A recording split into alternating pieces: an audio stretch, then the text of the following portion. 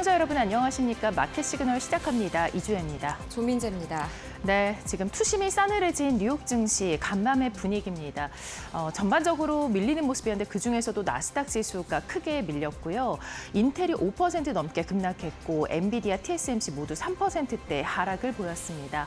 골드만삭스와 모건 스탠리 쪽에서 이 글로벌 증시가 하락할 가능성을 제시를 하면서 이 부분 때문에 더욱더 위험 회피 심리가 두드러지는 모습이었습니다. 뿐만 아니라 팔란티어도 약 9%대의 하락을 보였는데요. 이 전날 견조한 실적을 발표했음에도 불구하고 여전히 높은 밸류에이션이 이 시장에 부담감을 안기고 있습니다. 잠시 후에 마켓 시그널 자세하게 보도록 하겠고요. 오늘도 본격적으로 출발합니다.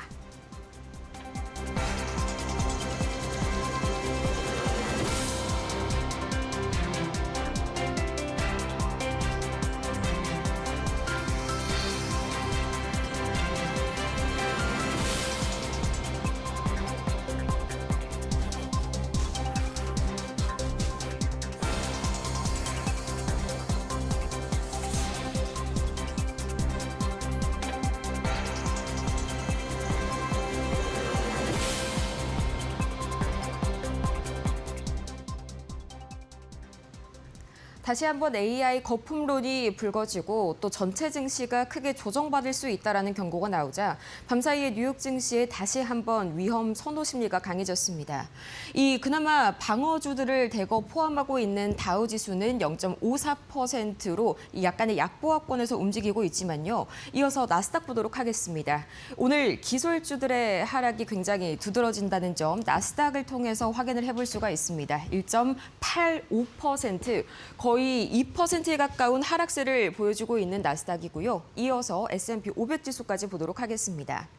이 S&P 500 역시 현재 1% 이상의 이 급락세를 기록하고 있는 가운데 오늘 시장을 이렇게 움직인 이유 과연 어떤 게 있을지 바로 세 가지 보도록 하겠습니다.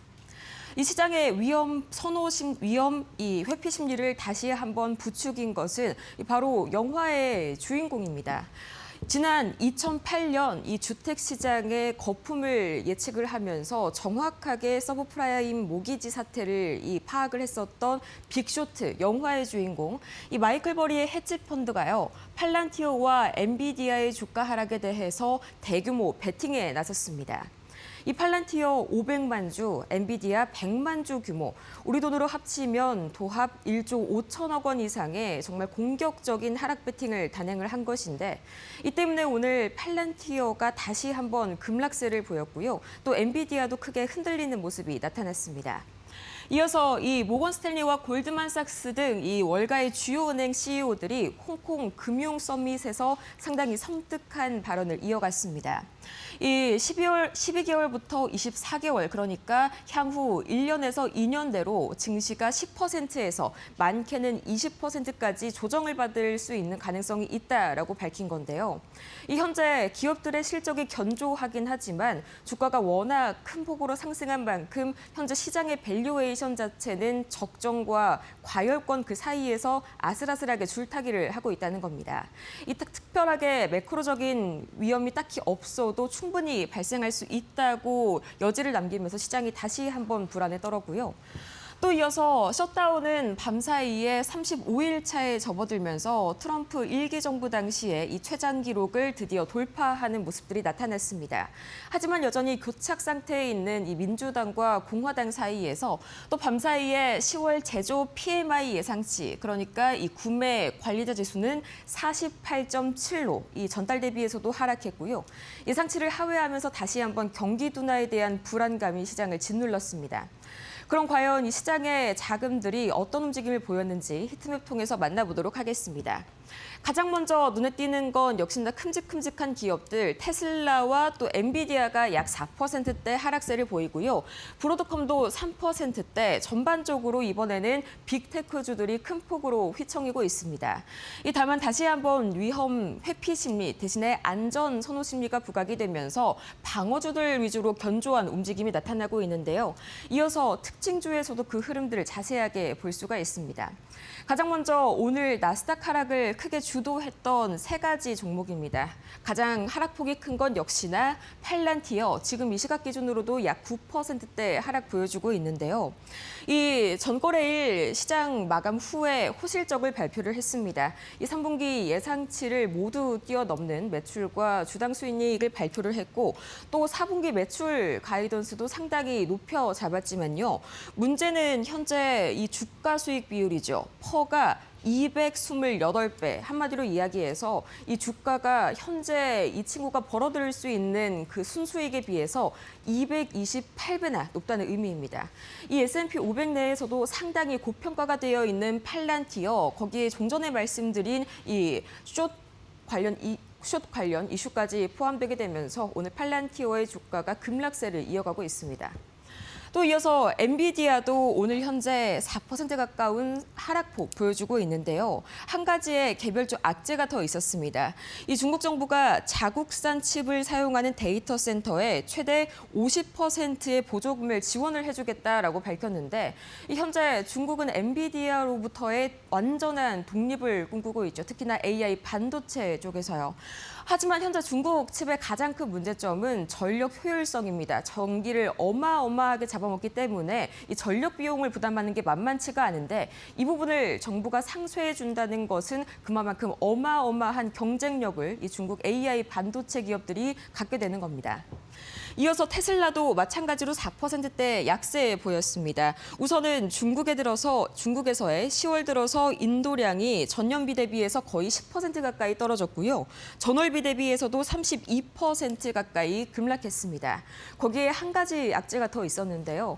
이 현재 시각으로 바로 내일, 그러니까 6일입니다. 테슬라의 이 연례 주주총회를 앞두고 노르웨이 국부펀드가 이 머스크 CEO의 1조 달러 보상안에 반대하겠다라고 의사를 밝혔습니다. 이 노르웨이 국부펀드는 현재 테슬라의 10대 주주 안에 들어가고 또 1.1%의 지분을 보유하고 있는 만큼 절대 무시할 수 없는 그런 목소리입니다. 이어서 나머지 세 가지 종목 추가로 보도록 할 텐데요. 우선 팔란티어 테크놀로지 지금 이 시각 약 8%가량 정규장에서의 하락을 마치고 있고요. 장이 끝난 시간의 거래에서는 0.13% 상승하고 있습니다. 이어서 또 추가로 주가 흐름 보도록 하겠습니다. 네, 추가로 바로 소식 전해드리도록 하겠습니다. 네, 계속해서 엔비디아 현재 이 시각 4%의 이 종가 하락을 마치고 0.24% 미미하게나마 애프터마켓에서 반등하고 있고요. 이어서 테슬라입니다. 테슬라 주가 정규장에서 결국에 5% 급락으로 마무리를 지었습니다. 이 0.12% 다시 한번 애프터마켓에서 반등세를 보이고 있지만 급락세가 워낙 큰 탓에 현재 나스닥은 2%대 하락으로 장을 마쳤습니다. 이어서 특징주들, 이 실적 발표주들 위주로 보도록 할 텐데요. 추가로 잠시 후에 보도록 하겠고요. 가장 먼저 M7 중에 구글입니다. 마찬가지로 구글도 오늘 1% 내지 2%의 하락세를 기록했는데 이 대표적인 검색 시장 엔진의 경쟁자죠. 오픈 AI가 안드로이드용 소라를 출시했다는 점이 다시 한번 이 경쟁 우려를 부각시키면서 구글의 주가를 2% 가까이 잡아내렸고요. 또 이어서 아마존도 퍼플렉시티 AI 측에서 이 아마존을 고발했습니다. 이 때문에 약 1% 가까운 하락폭을 기록했는데 이 코멧 브라우저를 아마존이 의도적으로 소외시키고 있다면서 상당히 강하게 비판하는 목소리를 냈습니다. 이어서 애플은 M7 중에서 유일하게 오늘 0.5%가량 상승하는 움직임이 나타났는데요. 이 내년 상반기에 보급형 맥을 출시한다는 소식이 다시 한번 기대감을 끌어올렸습니다. 약 $1,000 미만 정도로 가격을 책정을 하고 있는데 다시 한번 저가형 노트북 시장에 본격적으로 출사표를 던진 애플입니다. 이어서 오늘 실적 발표주 위주로 세 가지 잠시 후에 보도록 하겠고요. 알파벳의 주가는 현재 2.17%의 하락 마감을 했습니다. 또 이어서 나머지 두 가지 흐름 살펴보겠습니다. 아마존은 1.8% 하락으로 점점점 갈수록 하락폭을 키워가는 움직임이 나타났고요. 이어서 마지막으로 애플입니다. 0.4% 계속해서 강보합권에서 거래를 마친 애플입니다. 이어서 세 가지의 특징주 추가로 보도록 하겠습니다. 가장 먼저 우버, 이 밤사이에 개장 전에 실적을 발표했는데요. 상당히 실망스러웠습니다. 우선은 3분기에 영업이익 자체가 상당히 예상치 대비해서 부진하게 나왔고요. 사측은 그 이유를 이 규제와 법으로 인해서 우리가 제대로 매출 활동을 하지 못한 탓이 크다라고 돌렸습니다. 환경 탓을 돌렸는데 이 때문에 우버의 주가가 약 6% 가까이 내렸고요. 이어서 AMD 곧 있으면 이제 장 마감 후에 바로 실적을 발표할 예정입니다. 우선 매출은 87억 달러를 현재 전망을 하고 있는 시장인데 우선 밤사이에 AI 거품론이 다시 한번 시장을 지배한 만큼 AMD의 주가 역시 하락세로 이 정교장에서 마감을 지었습니다. 이어서 슈퍼마이크로 컴퓨터 역시 오늘 약 5%의 하락으로 이 정규장을 마감 지었는데요. 마찬가지로 잠시 후에 실적 발표가 이어집니다. 이 때문에 전반적으로 악화된 반도체 투심과 더불어서 슈퍼마이크로 컴퓨터 다시 한번 매물이 크게 출회되는 모습이 나타났습니다. 이어서 추가로 이 우버 현재 시간의 거래에서는 0.05% 약보합권에서 흐르는 듯하지만 정규장에서 큰 폭으로 하락했습니다. 약 5% 하락했고요. 이어서 바로 보도록 하겠습니다. 이 AMD 현재 주가 흐름입니다. 3.67% 정규장에서 하락 마무리를 지었고요. 시간의 거래에서는 약보합권 현재 약간 경계감을 가지고 지켜보고 있는 시장입니다. 이어서 마찬가지로 슈퍼마이크로 컴퓨터도 이제 곧 실적 발표를 앞두고 있는데 정규장에서는 오히려 이 하락을 지었던 흐름이 다시 한번 반전되는 흐름들이 현재 나타나고 있습니다. 이렇게 해서 특징주까지 살펴봤고요. 추가적으로 계속해서 이 밤사이 매크로 지표 흐름 보도록 하겠습니다. 가장 먼저 국제유가입니다. 약 1% 가까이 하락하면서 이 배럴당 60달러 선을 아슬아슬하게 지켜내고 있는데요. 우선 이 WTI 국제유가 가장 먼저 이 강달러의 영향도 분명히 있습니다. 밤사이에 달러 인덱스가 100선을 넘어서게 되면서 이 국제유가는 달러로 표시가 되기 때문에 달러가 강세를 보인다면 당연히 필연적으로 이 유가는 하락세를 보일 수밖에 없습니다. 거기에 더해서 어제 이제 오펙 플러스 측에서 내년 1월 1분기에 이 추가 증산을 중단한다는 그런 소식을 밝혔는데요.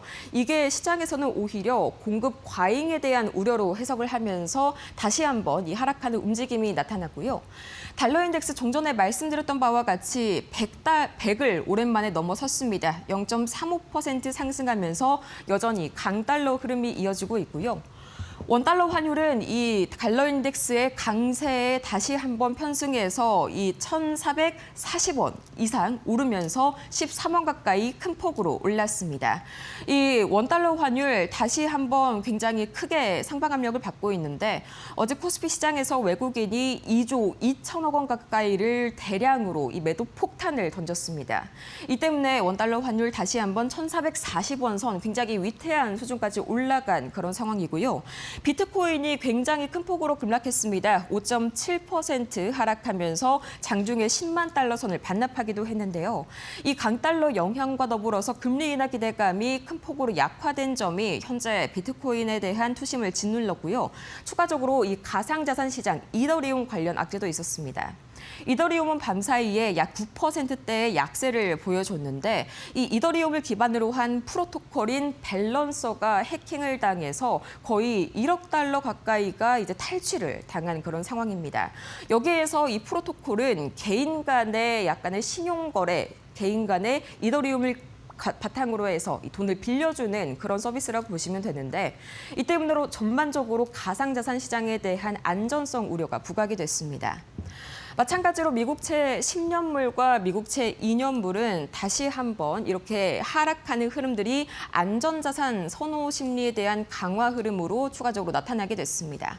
이렇게 해서 이 뉴욕 증시 추가적인 이슈까지 만나봤습니다. 네, 이어서 이제 종가 기준으로 3대 지수 흐름 마지막으로 체크하도록 하겠습니다. 0.53% 하락하는 그런 움직임이 나타났고요. 또 다음으로 나스닥 지수 보도록 하겠습니다. 나스닥입니다. 약 2%대의 급락으로 마무리를 지은 나스닥. 추가적으로 S&P 500도 살펴보도록 하겠습니다. 1.17% 급락하는 움직임이 나타났는데요. 마찬가지로 오늘 계속해서 위험 이 회피 심리가 부각이 되면서 기술주 중심으로 확 확연하게 급락세가 두드러졌던 뉴욕 증시였습니다. 지금까지 3대 지수 마감 상황 봤습니다.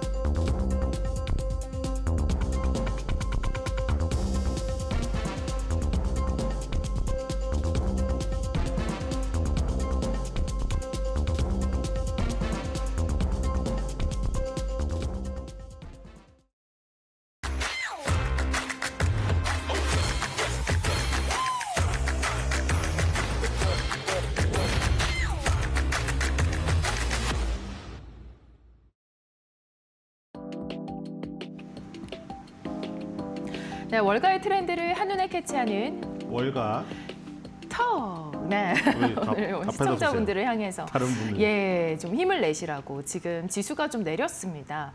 자, 내린 이유들은 다양하겠지만 골드만삭스 그리고 모건 스탠리 쪽에서 글로벌 하락 가능성에 지금 제시가 나왔는데요. 그렇다 보니 아무래도 이에 대한 영향으로 위험 회피 심리가 더욱더 작용을 한 게 아닌가 싶습니다. 투심이 굉장히 싸늘했거든요. 간밤에. 예. 특히 기술주 쪽으로 많이 네. 그랬죠. 예. 아니 뭐 오를 만큼 오르지 않았어요. 뭐 안 오르면 버크셔 해서에 투자하면 됩니다. 예. 그래서 그러니까 일시적인 하루하루 예. 어차피 일시적 조정이겠죠. 예. 아니 뭐 조정을 받아도 좋고 장기적으로 꾸준히 올랐기 때문에 결국 어느 시점에 들어가도 미국 시장은 타이밍이 별로 상관이 없거든요. 네. 그렇기 때문에 저기 뭐 거품론이 불어가지고 또 저기 없어지면은 더 좋은 거죠. 어제 예를 들어서 그러면 이 지금 매그니피센트 7 위주로 왔잖아요. 다른 것도 실적 좋게 나와서 좋았는데 예를 들어 눈을 아예 이쪽으로만 해놓고 그래서 그런 거잖아요. 지금 예를 들어서 어제 예를 들어 메리어트 호텔 실적 좋게 나와서 메리어트 5% 거기까지 급등했죠. 페라리 실적 좋다고 나와가지고 네, 강세더라고요. 그래가지고 예. 지금 저번에 뭐 전기차 그것 때문에 떨어진 폭 다 만회했죠. 네. 그런 것들이 지금 다 결국에는 왔다 갔다 하기 때문에 네. 다 매그니피센트 7에 집중되어 있기 때문에 그런 거예요. 좋습니다. 자, 뭐 매그니피센트 7이 아무래도 주도적이긴 하지만 또 다른 종목들도 보면 여러 가지 방향성이 좀 다르게 흘러간다는 점을 알 수 있으실 겁니다. 자, 이어서 엔비디아 브리핑 먼저 듣고 와서 이야기 나눠보도록 하겠습니다. 엔비디아가 유럽의 심장부 독일에 세계 첫 AI 산업단지를 세웁니다. 규모는 약 10억 유로, 우리 돈으로 1조 6천억 원에 달합니다. 이번 프로젝트는 도이치텔레콤과 손잡고 추진되며 내년 1분기 가동이 목표입니다.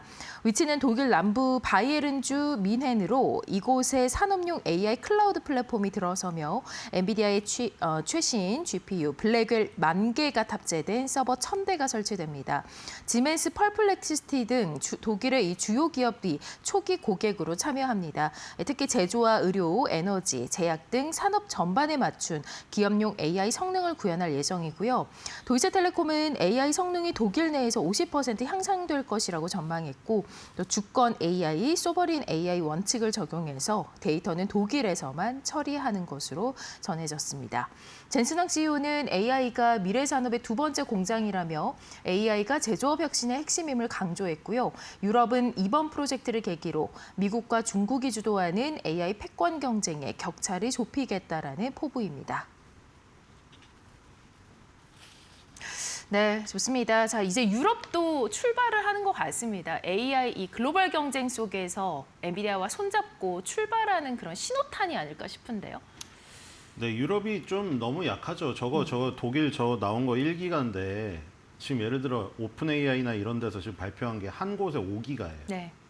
그러니까 아예 상대가 되질 않는 거죠. 옛날에 유럽이 아니고 지금 아시잖아요. 우크라이나 가지고 쩔쩔 매는 거 보시면 옛날에 대영 제국이든 뭐 프랑스 다 물 건너 갔습니다. 네. 푸틴이 무시하잖아요. 나폴레옹이 멸망한 거 모르냐고 하면서 마크롱을 무시하잖아요. 그러니까 지금 결국 국력이에요. 남유럽은 완전히 그 남유럽의 돼지들이라고 다 무너졌고 스페인, 포르투갈, 그리스는 저기도 뭐 목소리도 못 내잖아요. 네. 그나마 독일 저거 하나 버티는 건데 그래서 이제 독일이 지금 뭐 저기 한다고 해서 도이치텔레콤이 주도로 나서고 있잖아요. 그 예. 통신회사가 네. 그 이미 나왔던 계획이고 이 메이즈 더 점원인가요? 메이드 더 점원이라고 독일 걸로 만들자고 뭐 소버린 비슷한 거예요. 그래가지고 지금 하는데 거기 보니까 지멘스도 들어가 있고 퍼블렉스치도 들어가 있더라고요.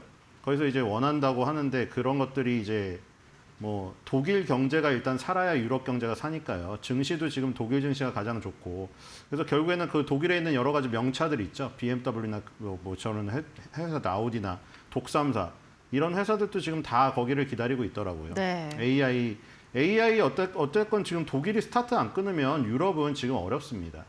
미국하고 중국이 지금 워낙에 앞서 나가고 있기 때문에 예. 독일은 저렇게 국가 주도적으로 하지 않으면 힘들어요. 네, 그래서 뭐 이번 소식이 뭐 독일에게는 굉장히 반가운 소식이죠. 근데 규모 보시면 미국의 한 기업보다도 적습니다. 예. 저번에 1기가와트 얘기 드렸죠. 네. 1기가와트는 100만 가구에 한 번에 전력을 공급할 수 있는 양입니다. 근데 오픈 AI라든가 아마존 발표하는 거 보면은 5기가와트, 6기가와트 이렇게 발표하고 있어요. 한 곳의 데이터 센터가. 네. 그러니까 규모 자체가 굉장히 차이가 많이 나죠. 규모의 차이가 있다. 이렇게 말씀을 해주셨습니다. 자, 이뿐만이 아니고 지금 엔비디아가 뭐 블랙웰 칩 중국 판매가 금지된 상황이었는데 이제 1, 2년 후에 중국 판매를 다시금 재개하겠다 이러한 가능성이 지금 언급이 됐거든요. 예, 이게 현실화될 가능성이 있다고 보십니까? 현실화되죠. 예, 네. 거기 조건이 달려 있잖아요. 3, 4순위로 밀리면 주겠다고. 스콧 벤서 재무장관이. 그러니까 중국이 안 받을 거예요. 기분이 나쁘죠. 그거 뭐하러 받겠어요, 그거를. 지금 블랙웰 칩을 지금 주면은 모르겠는데 스콧 벤서 재무장관이 거기다 저기 조건을 달아놓은 거 아니에요. 이게 3, 4순위를 밀릴 정도로 엔비디아의 슈퍼칩이 또 나오면 그때 주겠다는 거예요. 그러니까 지금 그 얘기랑 똑같은 거예요. H200 주겠다는 얘기랑 똑같은 거예요. 그게 구형칩이 되면 주겠다는 거예요. 그러니까 지금 서로 시간 벌었잖아요. 이제 미국은 히토류의 발전에 박차를 가할 것이고 중국은 AI 칩에 박차를 가하겠죠. 그러니까 캠브리콘이든 화웨이든 샤오미든 이런 회사들 키워가지고 알리바바 키워서 이제 데이터 센터도 독립하고 거기 들어가는 슈퍼칩도 독립하려고 서로 시간 벌기 하는 거예요. 이제 히토류랑 AI가 이 지금 그 딜을 하면서 1년 유예 기간을 갖고 계속 가고 있잖아요. 거기서 이제 눈치 싸움 하면서 이제 가는 거죠. 그리고 엔비디아 슈퍼칩 안 받을 가능성이 큽니다. 이번에도 벌써 안 받는다고 했죠. 안 받는다고 이미 했습니다. 자국 독립을 하려고 지금 시도 중인 것 같고요. 저렇게 말하는데 기분이 정말 그렇죠. 지저분해서 받겠습니까? 네. 아니 요즘은 솔직히 전제 조건이 0. 네. 요즘은 SNS도 발달돼서 그리고 뭐 국무회의도 다 중계해버리잖아요, 미국이. 예. 아니 다 아는데 그렇게 대놓고 말을 하는데 누가 기분이 좋게 받겠어요. 중국 받지 않을 겁니다. 그 뭐 3, 4순위로 밀린 거 받아가지고 뭐 하라는 건지. 지금 왜냐면 하루하루가 다르게 발전되는 하루도 아니죠. 지금 한 몇 시간 안에도 발전 속도가 인공지능은 워낙에 빨라요. 이거 하나 놓치면 금방 뒤처지는데 학습이나 추론 영역에서 뭐 3, 4년 지난 칩을 그걸 주겠다? 중국이 그 칩 가지고 뭘 하겠어요. 차라리 중국은 지금 아마 그런 것도 시도할 거예요. 기술 탈취라던가. 예를 들어 한국에도 준다고 했잖아요. 그거 조심해야 돼요. 우리나라도 뉴스 많이 나잖아요. 한국 연구원 빼가고. 우리나라에 5만 장, 6만 장, 26만 장 들어왔는데 그중에 빼가서 그걸 분해해서 저기 공부를 할 거란 네, 말이에요. 그런 분명합니다. 것들을 조심해야 네. 됩니다. 연구소도 통째로 갖다 세우는 거 아시죠? 연구원을 빼가서 연구원 네. 머릿속에 있는 설계도를 그대로 구현을 해서 우리나라에 있는 공장하고 똑같이 세워버려요. 반도체 공장을. 아, 무서워. 인력 빼가기가 무섭습니다. 장난이 예. 아니에요, 지금. 무서운 것 같습니다. 자, 엔비디아가 지금 살짝 볼 텐데 간밤에 지금 3%가 넘게 하락을 했거든요. 예. 엔비디아 이번 달에 음봉 나와도 이상치 않은 지금 차트입니다. 네, 지금 $200 선 이탈했습니다. 지금 5월 달부터 예. 4월 달부터 1, 2, 3, 4, 5, 6, 7 7개월 연속 양봉이 나왔고 예, 맞습니다. 지금 8개월째거든요. 예. 뭐 이런 거 있거든요. 팔양 팔음도 법칙 그런 이런 게 거 있어요? 있거든요. 예. 8달 연속 음봉이 나오거나 8달 연속 양봉 나오면 네. 그 뒤에 전환이 한 번은 이루어지는, 그러니까 뭐 8번 이상, 막 9번, 10번 이상 나오기가 힘들어요. 한쪽 방향으로. 그러면 너무 과매도거나 너무 과매수 상태인 거거든요. 네. 이번 달까지 나오면 지금 8번째 음봉인데, 양봉인데, 그럼 이격이 너무 벌어져 있죠, 이게 지금. 그 누누이 말씀드렸다시피 RSI 과열권이 이격이 상당히 벌어져 있는 상태에서 신규 매수가 부담스럽다고 말을 했었잖아요. 제가 분명히 누누이 얘기 드렸잖아요. 네. 그냥 미국이 장기적으로 봤을 때 그 타이밍 고려하지 않고 내가 적립식으로 매수하고 매달 봉급을 여기 넣을 생각이고 자녀한테 물려줄 생각이면 타이밍 잴 필요 없다고. 근데 네. 우리가 데일리로 방송을 하기 때문에 그걸 굳이 짚어드리면 지금은 신규 매수자들은 상당히 부담스러운 자리라고 말씀을 드렸잖아요. 그러니까 위치 에너지가 저렇게 높을 때 여러분들 고소공포증 없더라도 위치 에너지 높은 산에 가면 다리가 떨립니까? 안 떨립니까? 한라산 올라가면. 당연히 떨리죠. 그러면은 그러신 분들은 산 초입부터 시작을 해야지 그 산 저기 고점 고산지대 가갖고 위치 에너지 높은 곳에서 두려움에 떨 필요가 없는 것이죠. 지금은 굉장히 고산지대에 있는 위치 에너지가 높은 지금 상황이에요. 매그니피센트 7 종목이 다 그렇습니다. 그래서 저기서 뭔가 삐끗하거나 약간 경계론이 나오면은 지금 타격 있기가 쉬운 자리죠. 아주 쉬운 자리입니다. 그거 유념하셔야 될 것 같아요. 네. 예, 좋습니다. 자, 다음은 이제 테슬라 이야기를 좀 해볼 텐데요. 최대 국부펀드죠. 바로 이 노르웨이 국부펀드가 일론 머스크 지금 1조 달러 보상안에 대해서 반대 의사를 밝혔는데요. 자, 지금 속보가 나왔습니다. AMD 실적이 발표가 됐는데요. 3분기 EPS 1.20달러로 전년 대비 30%가 증가한 호실적이 나왔고요. 지금 매출도 나가고 있습니다. 지금 보시면은 92억 달러 정도인데요. 지금 92억 5억 달러 정도. 네, 전년 대비 35%가 증가하면서 92.5억 달러 지금 매출 역시 기록이 재무 나왔습니다. 예. 자, 뭐 예상을 했었던 그런 호실적이 아닐까 싶은데요. 또 저희가 예상치는 얼만큼 상했는지 잠시 후에 한번 살펴보도록 하고요. 자, 일단 테슬라 소식 먼저 한번 살펴보도록 하겠습니다. 자, 세계 최대 국부펀드인 노르웨이 국부펀드가 일론 머스크의 1조 달러 보상안에 반대 의사를 밝혔습니다. 이번 안건은 오는 6일 열릴 테슬라 주주총회에서 표결이 붙여질 예정인데요. 노르웨이 국부펀드는 머스크에서 지나친 이 권한이 집중돼 있다라는 점을 이유로 들었습니다. 지금까지 입장을 밝힌 투자자 중에서 가장 규모가 큰 반대표고요. 세계 최대 의결권 자문사 ISS 역시 동일한 이유로 반대 의견을 냈습니다. 반면 베런캐피탈은 머스크의 성과를 근거로 지지 의사를 표명했습니다. 블랙록, 뱅가드, 스테이트 스트리트 이러한 주요 기관들은 아직 투표 계획을 공개하지 않았습니다. 테슬라 이사회는 주주들에게 보상안 승인을 촉구하며 경고 메시지를 냈는데요. 현재 머스크는 지분 13.5%에 해당하는 의결권을 직접 행사할 수 있습니다. 노르웨이 국부펀드는 테슬라 지분 약 1.12%, 170억 달러 규모의 보유를 한 7대 주주입니다. 로이터는 일부 반대에도 불구하고 보상안이 통과될 가능성이 높다라고 분석했고요. 머스크 보상 논란이 테슬라의 거버넌스 시험대로 현재 번지고 있습니다. 네, 정말 이 이사회 쪽에서의 보상안 빨리 6일이 와야 될 것 같아요. 예. 근데 뭐 엄청 지금 뭐 논란이 말이 계속되네요. 많네요. 그렇죠? 예. 통과 안 되면 머스크가 CEO직을 그만둘 거라는 지금 예상까지 나오고 있잖아요. 정말 어떻게 될지 알 수가 없는 한치 앞도. 데나이브스도 지금 모르는 것 같아요. 네. 자, 어쨌든 간에 지금 테슬라 보상안 보니까 완전 무슨 게임 미션 같던데 12단계로 이루어져 있더라고요. 그거를 다 달성하는 순간 25%의 지분을 소유하게 되는 이런 상황인데 그 컨퍼런스 콜에서 그 얘기 나왔거든요. 근데 그게 하필이면 그 이름이 ISS잖아요. 네. 우리 국제 맞습니다. 그 알죠? 논란 많은 네. IS랑 비슷하죠. 예. 뭐 그거를 염두에 둬서 그런지 모르겠는데 ISS가 테러리스트 조직이라고 또 엘론 머스크가. 네, 우연치 않게. 그러니까 젠슨왕이랑 완전 다른. 젠슨왕이라면 저런 표현 했을까요? 엘론 머스크는 너무 표현을 과도하게 하는 저런 것들이 약간 아무래도 좀 테슬라 주주분들에게는 좀 불확실성과 그렇죠. 주가에 조금 악재라는 생각이 좀 듭니다. 네. 왜 자기의 어떤 적이라고 생각하면 완전히 그냥 사악한 발언을 해버리는 바람에 그렇죠? 요즘에 보시면 아시잖아요. 지금 그 도로교통 안전국가 협의를 통해 가지고 계속해서 자율주행 그 도시를 늘려가야 되는 그 상황인데 그분한테 또 덤이라고 표현을 하질 않나. ISS도 이제 자문위원회로서 주주분들의 일정 부분의 의견을 전달하는 그 매체인데 거기를 테러리스트 집단이라고 표현을 하질 않나?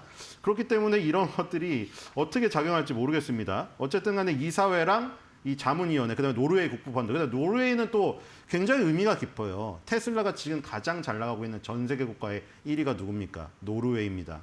노르웨이는 그리고 북유럽이죠. 상당히 추워요. 핀란드, 노르웨이. 근데 전기차 전환율이 세계에서 최고입니다. 정말 특이하죠. 다들 아시죠? 여러분들 전기차 꺼졌다고 유튜브에서 많이 나오잖아요. 겨울철 되면 배터리의 성능이 급전직하해서 꺼져가지고 중단이 돼버려서 고속도로에서 멈출 위험이 있어요. 그런데 노르웨이 사람들이 그렇게 밀어준 겁니다. 테슬라를. 압도적으로. 그래서 테슬라가 결국 유럽에서 다 점유율이 떨어졌는데 노르웨이에서만 수성하고 있어요. 근데 그 노르웨이가 운영하는 국부 펀드가 또 여기서 반대를 하니 지금 7번째 주주의 1.1% 갖고 있는 영향력이 큽니다. 예. 그러니까 지금 이게 표대결이 어디로 갈지 모르겠어요. 그러니까 지금 앨런 머스크는 자기한테 좋은 표를 5좋은 표를 안 주는 쪽은 완전히 지금 거의 뭐 멸망의 단어들을 써가면서 비난을 하고 있는데 이런 것들이 과연 투표 날 어떻게 작용을 할지 궁금해집니다. 그리고 앨런 머스크는 정말로 만약에 이게 투표가 부결될 경우에 회사를 진짜 떠날 것인지 뭐 그 얘기도 나왔었기 때문에 네. 모르겠네요. 다른 방안을 강구를 할지 아니면 이사회가 또 이거를 조금 완화시켜 갖고 다시 제시를 할지 지금 어마어마하긴 하거든요. 그러니까 네. 앨런 머스크가 받는 돈도 천문학적이긴 한데 그거를 만들어내는 것도 대단해요. 지금 내용을 보시면은 말이 안 되는 내용들이거든요. 지금 사실 네. 자율주행 무슨 옵티머스 로봇 같은 거 얘기 드리면은 각 가정에 다 넣어가지고 100만 대 가량을 도달을 시켜야 12단계 맨 마지막 걸 받을 수가 있어요. 지금. 그러니까 옵티머스 로봇이 어제 뭐 나오던데 월 71만 원이면은 뭐 구할 수 있다고 해서 우리나라 댓글에 뭐 다 달렸거든요. 저거 해야 된다. 왜냐면 지금 동남아시아 분들 우리 가정부로 드리는 제도 시행됐잖아요. 네. 근데 그분들 월급이 지금 300이 넘으세요. 네. 근데 옵티머스 로봇이 71만 원이니까 가성비가 뛰어나잖아요. 뛰어난데요. 그래서 너무 정말 생각보다 너무 머스크의 얘기가 저렴하다라는 가능성이 생각이 있다. 이거 로봇 청소기 처음 도입될 때 네. 가격이라고 봐도 가능성이 있다 그런 얘기 예. 나오긴 하는데 정말로 앨런 머스크가 그걸 받기 위해서 정말 100만 대가 가정에 공급될 것인지 예. 그다음에 FSD 자율주행차도 100만 대인가 1000만 대인가를 도달해야 돼요. 네. 근데 그런 미션을 어떤 통과했을 때 내가 받는 어드밴티지가 큰 거 그런 거를 카타르시스를 느끼는 거기에 희열을 느끼는 것 같아요. 네. 앨런 머스크는. 그래서 나한테 도전적인 과제를 주고 나한테 정당한 대가를 줘라. 왜 이거를 막냐 이런 것 같은데 그래서 결국에 테러리스트 얘기까지 나와버리고 노르웨이 국부펀드 보고는 또 어떤 언급을 할지 모르겠습니다. IS에게는 테러 집단이라고 했고 이번에 노르웨이 국부펀드가 자기한테 반대를 했잖아요. 네. X를 또 잘 살펴봐야 될 것 같아요. 예. X를 굉장히 잘 관련들이 활용을 또 하기 올라올 수 때문에, 있기 때문에. 그렇죠. 또 뭐라고 언급을 또 할 수도 있습니다. 네, 테슬라가 지금 뭐 말씀하신 대로 지금 뭐 이사회 쪽에 어떤 6일에 대한 보상안 논란도 있긴 하지만 전기차 쪽이 많이 안 좋습니다. 지금 보시면 10월에 중국산 전기차 판매량이 전년 대비해서 또 감소했거든요. 10% 감소인데 뭐 최근에 들어서 들리는 얘기가 이제 비아디가 전기차 시장 1위로 올라왔다 이런 이야기까지 이제 더해서 나오고 있습니다. 전기차 쪽은 계속 안 좋겠죠. 1위뿐만이 예. 아니라요. 2위도 뺏겼어요. 그래서 2위는 3위로 어디인가요, 지금? 2위도 중국 거예요. 지금 정확히 기억 안 나는데 그래서 지금 그 위기가 지금 이제 테슬라가 가격을 낮출 수밖에 없는 것이죠. 이렇게 되면 중국 차에 맞춰야 되니까 그러니까 더 이상 테슬라를 가격을 웃돈을 주고라도 너무 섹시하고 성능이 좋아서 사는 사람들은 다 샀고 예. 이제는 신중한 사람들. 우리가 그래서 전기차 배터리 캐즘에 빠진 것도 그것 때문에 그런 거예요. 처음에 로드스토로 시작했다고 제가 말씀드렸잖아요. 네. 전기차 스포츠카를 부자들은 다 샀습니다. 부자들은 그런 거 가리지 않아요.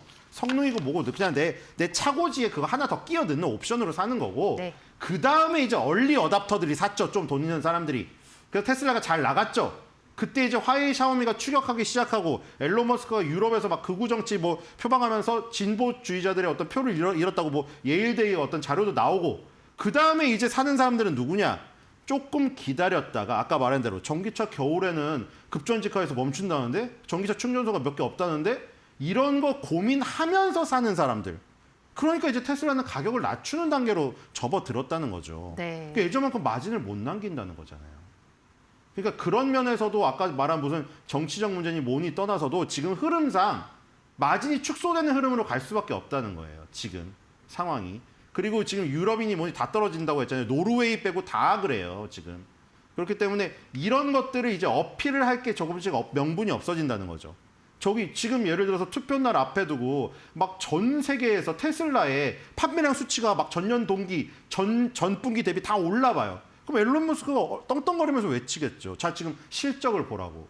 나한테 어드밴티지를 더 주면은 이 실적을 내년에는 더 올리고 내후년에는 더 올리고 주주분들에게 돌려드리겠다. 이렇게 말할 수가 있는데 지금 실적이 계속 급전직하다 보니까 투표날이 다가오면서 할 말은 없고 계속해서 어떤 단어에 맺힌 악담만 지금 하고 있단 말이죠. 예. 그러니까 그런 부분이 좀 크다. 실적 부분이 큽니다, 결국. 네. 정말 뭐 테슬라 앞으로의 어떤 실적 이런 부분들 정말 우려가 되는 부분이 확실히 있습니다. 자, 이어서 AMD로 넘어가도록 하겠습니다. 자, 지금 조금 전에 저희가 이제 속보를 전해드린 바에 따르면 매출과 영업이익 모두 전년 대비해서 증가했죠. 매출 지금 EPS 함께 나가고 있습니다. 살펴 좀 보도록 하겠습니다. 지금 4분기 가이던스까지 전년 대비해서 25%가 올랐습니다. 자, 이렇게 되면은 뭐 지금의 현재 실적도 좋고 앞으로 향후의 가이던스도 좋게 나왔기 때문에 어느 부분에서 유독 많이 올랐는지에 대한 그런 부분을 좀 초점을 맞춰서 보면 될 것 같습니다. 지금 부문별 실적을 보니까요. 데이터 센터가 43억 달러 기록을 했고요. 클라이언트와 게이밍이 40억 달러 기록을 했습니다. 각각 전년 대비해서 22%, 또 73%가 올랐거든요. 자, 지금 눈에 띄는 게 이제 보시면은 데이터 센터도 크게 올랐네요.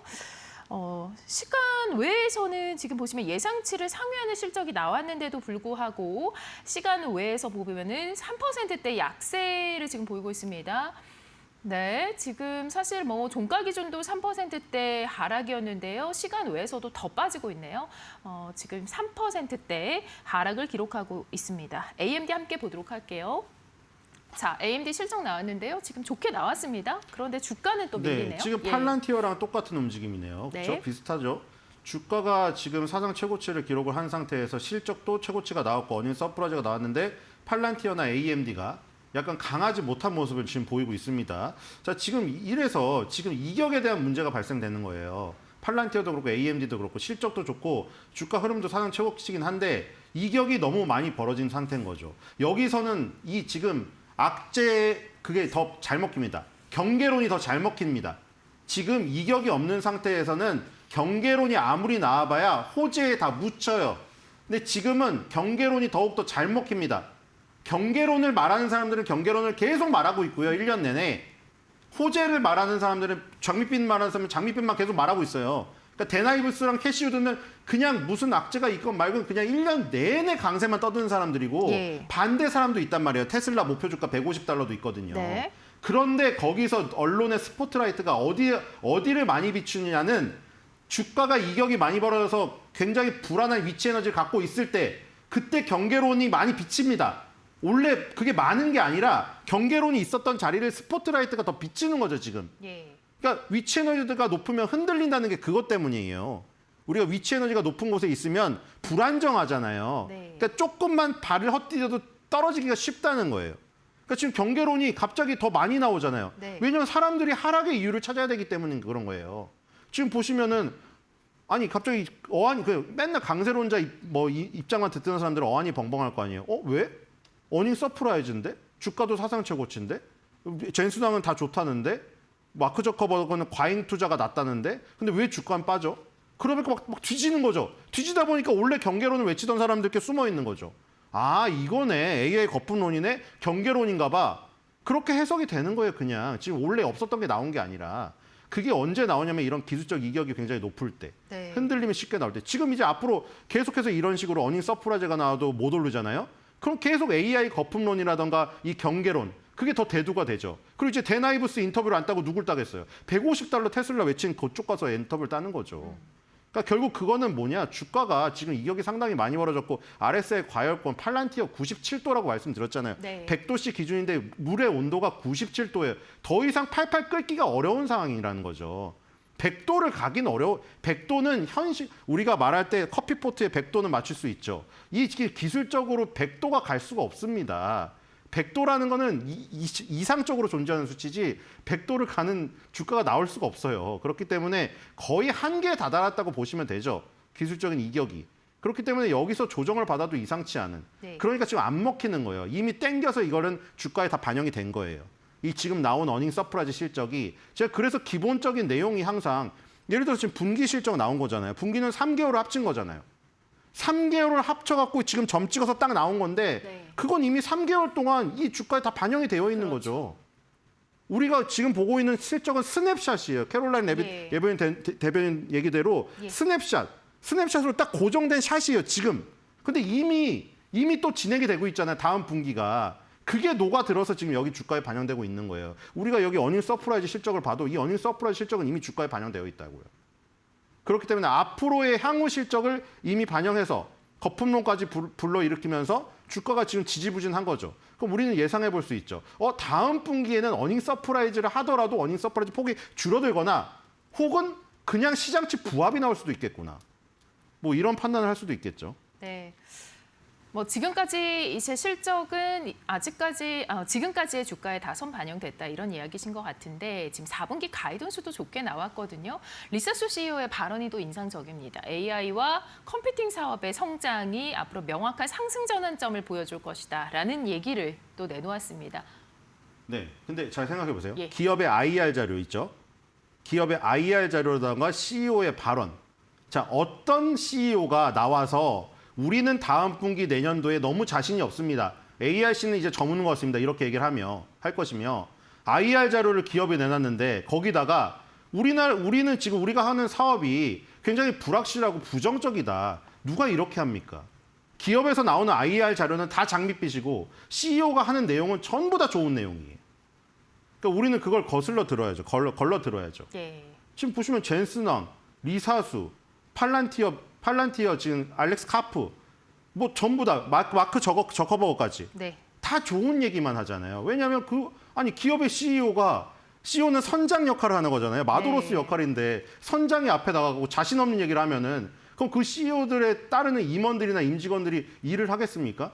당연히 좋은 얘기를 할 수밖에 없어요. 근데 우리는 그거를 이게 너무 그 CEO로서 자신감 너무 넘치는 발언만 하는 거 아니야? 하면서 경계론에도 귀를 기울여야죠. 네. 언제요? 주가가 위치 에너지가 저렇게 높을 때, 불안할 때. 예. 그러니까 지금은 약간 그런 시점이라는 생각이 듭니다. 여전히 기대감과 또 경계감을 같이 가져가야 한다 이런 얘기신 것 같습니다. 자, 이어서 팔란티어 좀 보도록 하겠습니다. 아니 뭐 사실 실적은 좋게 나와도 주가가 안 좋았는데 여기에다가 이제 빅쇼트라는 영화로 유명한 이 헤지펀드 매니저죠. 마이클 베리가 지금 하락 배팅을 한 그것도 사실을 마찬가지예요. 알려줬습니다. 마이클 버리 얘기 예. 지금까지 언론에 썼습니까? 갑자기 요 며칠 사이에 쓰고 있죠. 네, 자 내용 한번 알아보고 다시 오도록 하겠습니다.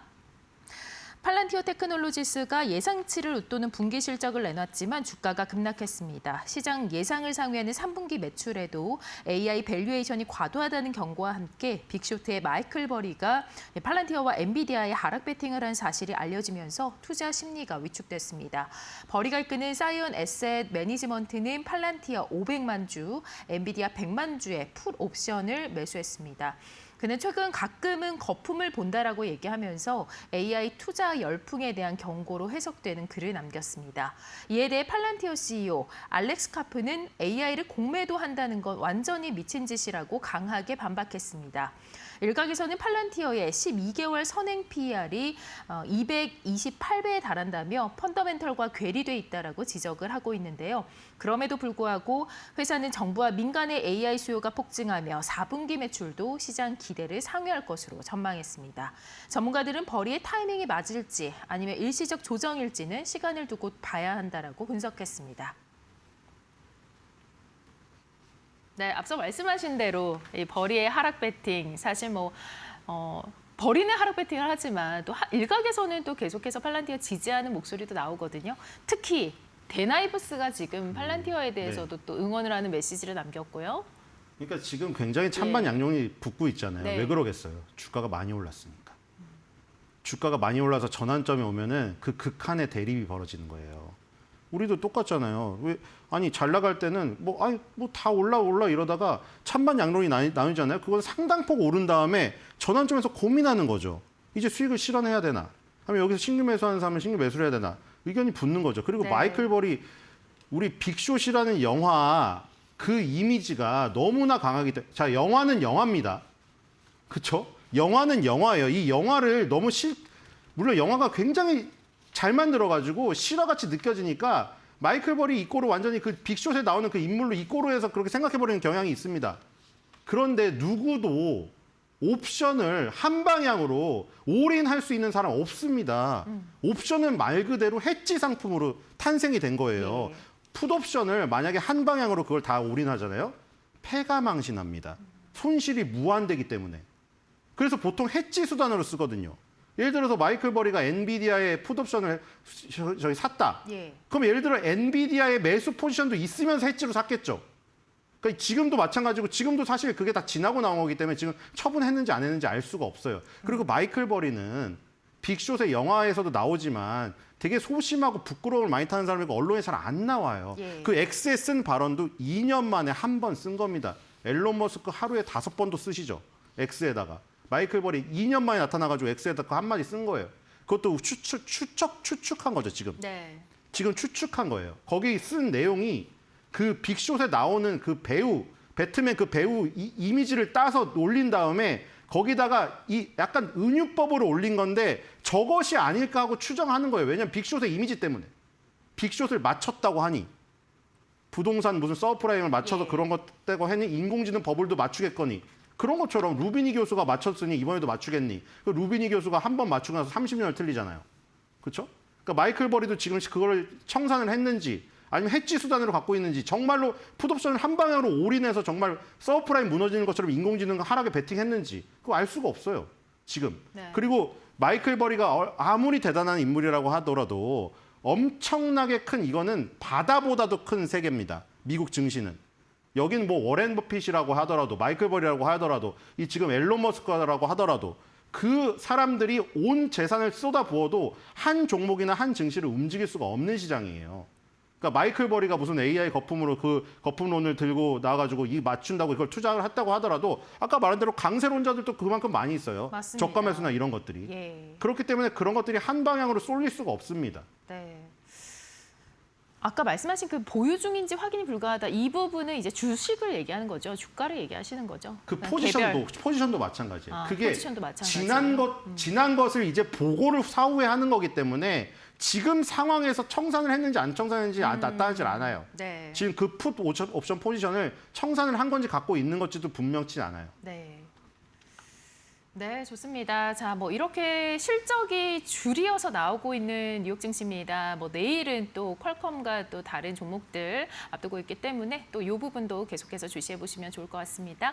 월가 매크로부터 종목까지 전반적인 트렌드 알아봤습니다. 신일성 위원과 함께했습니다. 고맙습니다.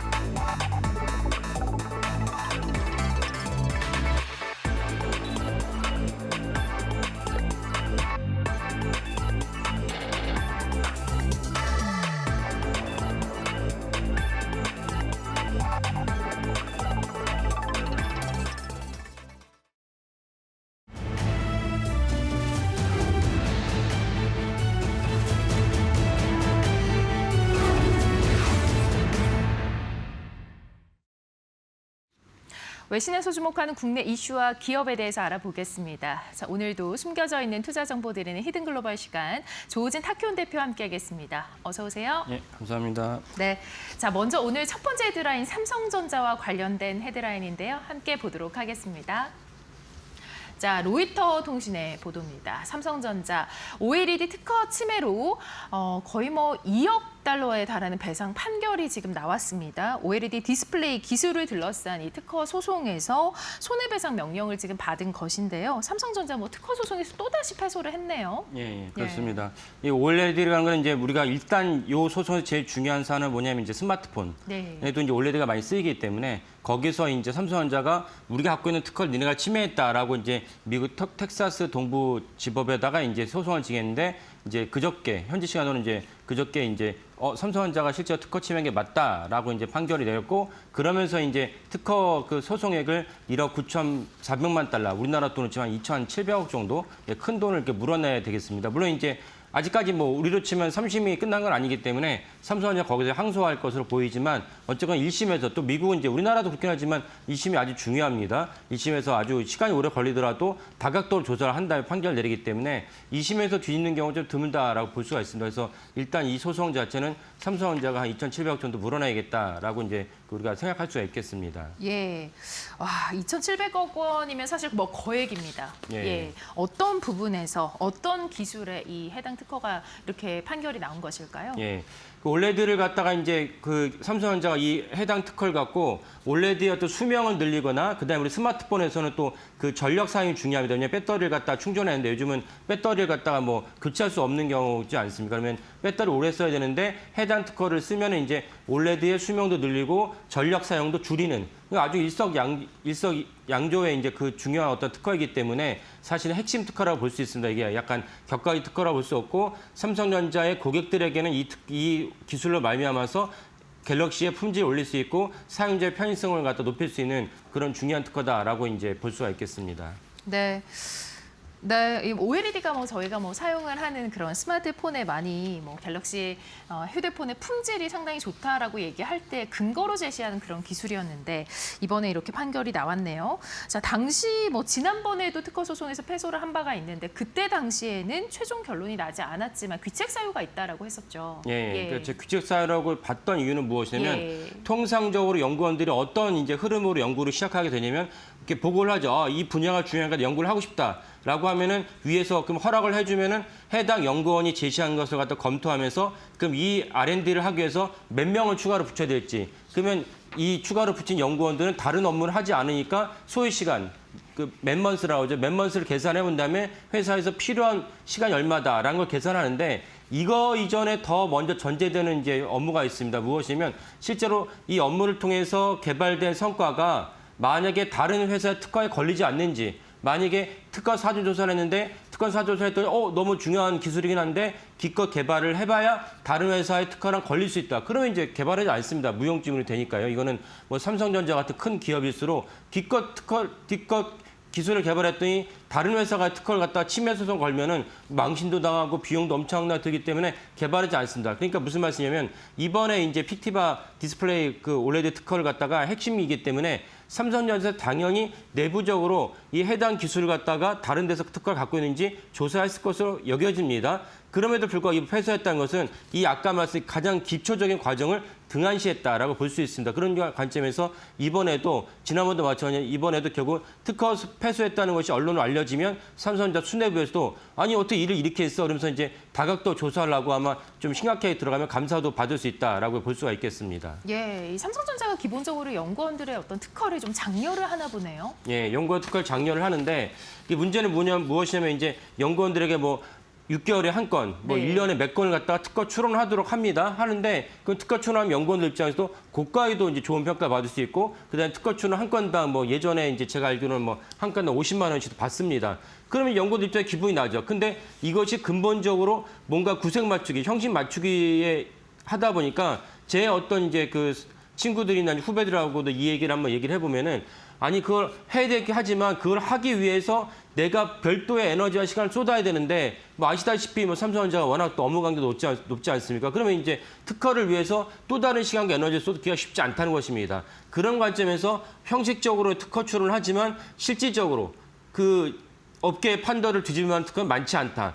그러다 보니까 삼성전자 특허의 어떤 질은 떨어진다는 얘기가 계속 나왔습니다. 이 부분이 있고 또 하나 이제 우리가 이제 눈여겨봐야 될 부분은 무엇이면 연구원들이 어떤 의식고치가 안 되는 부분이 무엇이면 실제로 중요한 특허를 출원했어요. 특허 등록을 했어요. 그러면 해당 특허를 말미암아서 삼성전자의 어떤 기술력이 높아지고 궁극적으로 매출이 증대됐다. 그러면 매출이 증대된 것에 예를 들면 뭐 5%나 10%를 나눠준다. 이러면 연구원들이 더 눈에 불을 켜고 특허를 찾고 특허 출원을 위해서 열심히 노력할 텐데 그렇지 않습니다. 그렇지 않다 보니까 구색 맞추기용으로 어쨌건 이제 서류상으로의 특허는 필요하지만은 원천 기술에 해당한 중요한 특허 출원을 위해서 에너지와 시간 쏟지 않는다. 그러니까 결국 특허 출원으로 성공했을 매출을 연구원들에게 나눠주는 문화가 정착돼야 된다라고 말씀드릴 수 있겠습니다. 네, 뭐 지급되는 뭐 보상이라든가 이런 게 좀 약하면 아무래도 좀 이런 부분들 뭐 적극적으로 하기 좀 어렵잖아요. 네, 꼭 이 도입이 돼야 될 것 같습니다. 예, 맞습니다. 자, 이번 판결 뭐 글로벌 기술 간의 이 특허 분쟁이 굉장히 심각하다라는 걸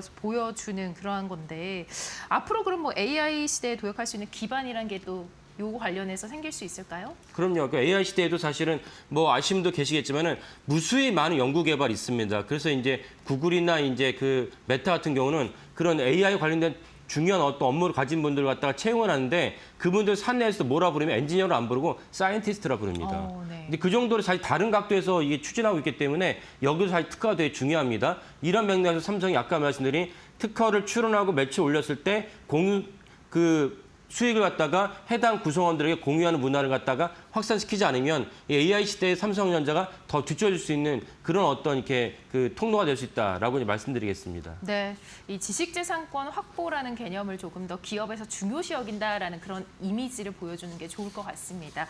자, 두 번째 헤드라인 넘어가 보도록 하겠습니다. 두 번째는 CNBC의 보도인데요. 현대차 관련이네요. 미국 전기차 판매 급감, 세액공제 종료의 직격탄을 받고 있다라는 기사입니다. 자, 뭐 미국의 전기차 시장 이 세액공제로 인해서 정말 뭐 이 세액공제 종료로 인해서 지금 상당히 많이 식었습니다.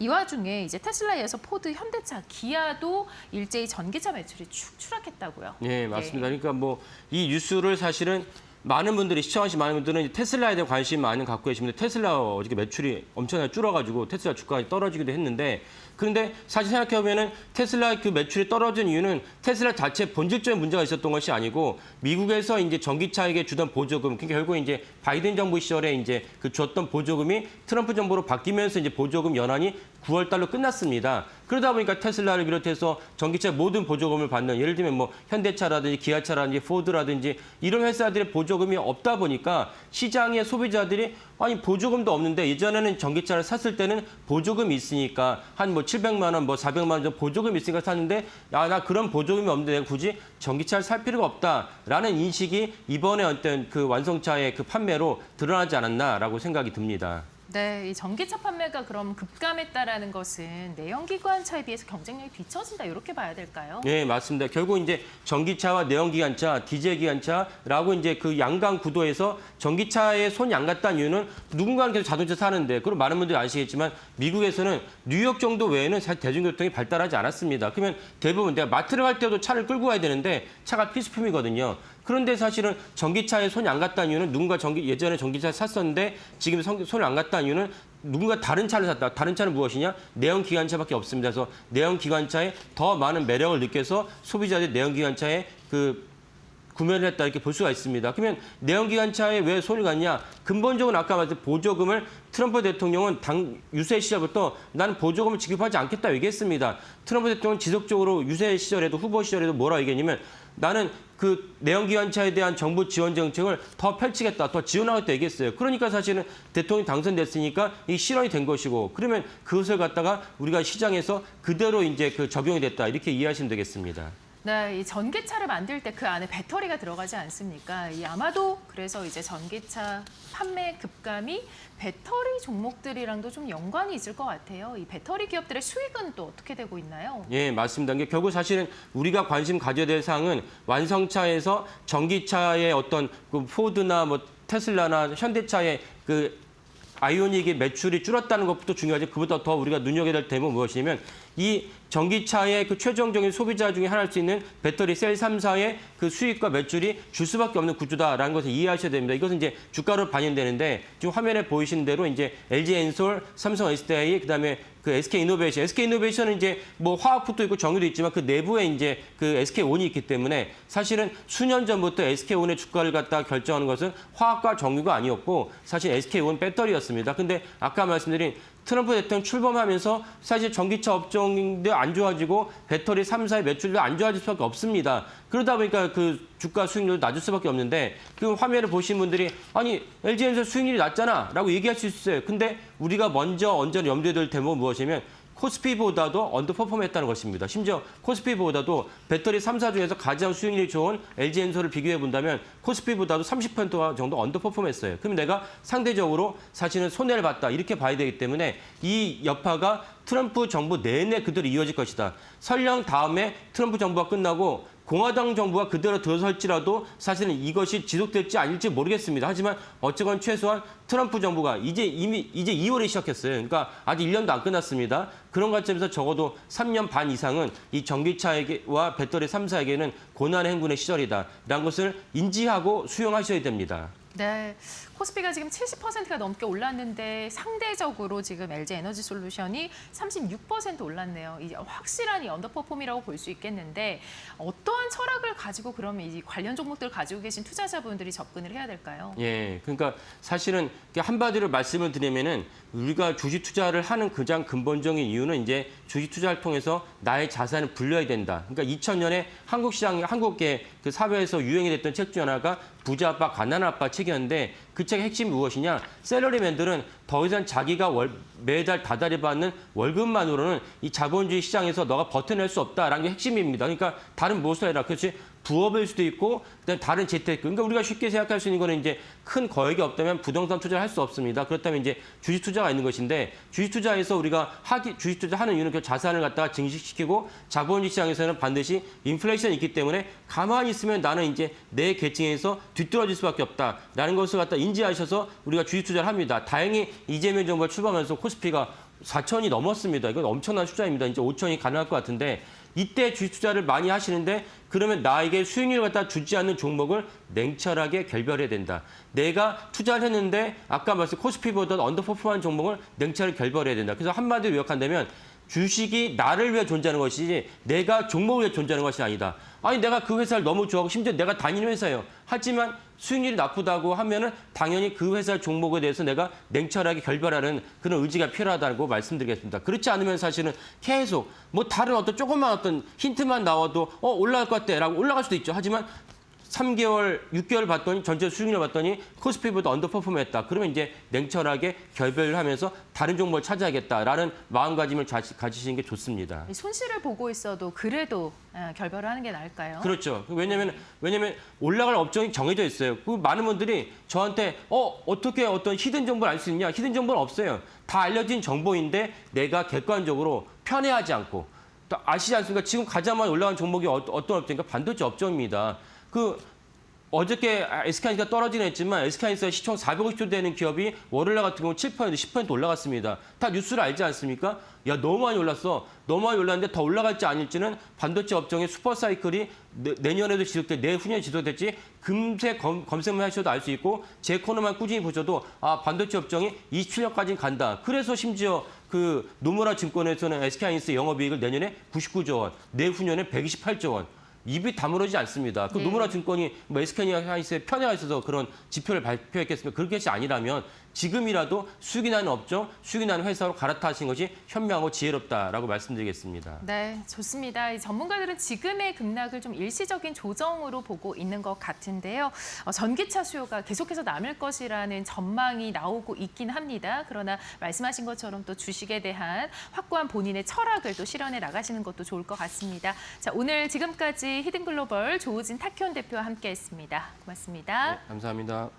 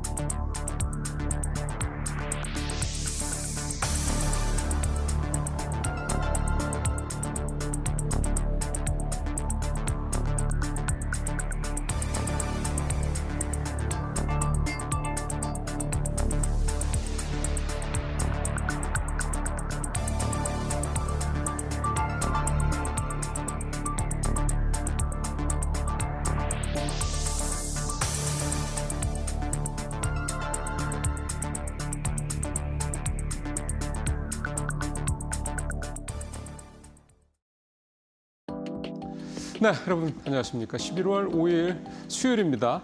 자, 오늘 이들 신문에 나왔던 내용들 좀 살펴볼 텐데 오늘은 좀 평소 같지 않습니다. 왜냐하면 어제 이제 신문은 어제 기사들이 만들어지고 이제 찍혀서 이제 아침에 나오는 거지 않습니까? 근데 아시는 것처럼 좀 전에 여러분들 뭐 마켓 시그널에서 자세히 내용 들고 계십니다만 오늘 새벽에 뉴욕 시장이 좀 많이 좀 떨어졌죠. 어제 우리 시장도 좀 그렇습니다만 그렇다 보니까 사실은 어제 나왔던 내용들 가지고 뉴스가 만들어진 게 오늘 시장 또 앞으로 이제 한 2시간 뒤에 2시간이 아니죠. 그렇죠. 한 2시간 정도 뒤에 열린 이제 국장하고의 이제 성격이 좀 다를 수 있다. 내용이 다를 수 있다. 이런 부분들 좀 감안하시면서 내용 좀 보시면 될 것 같습니다.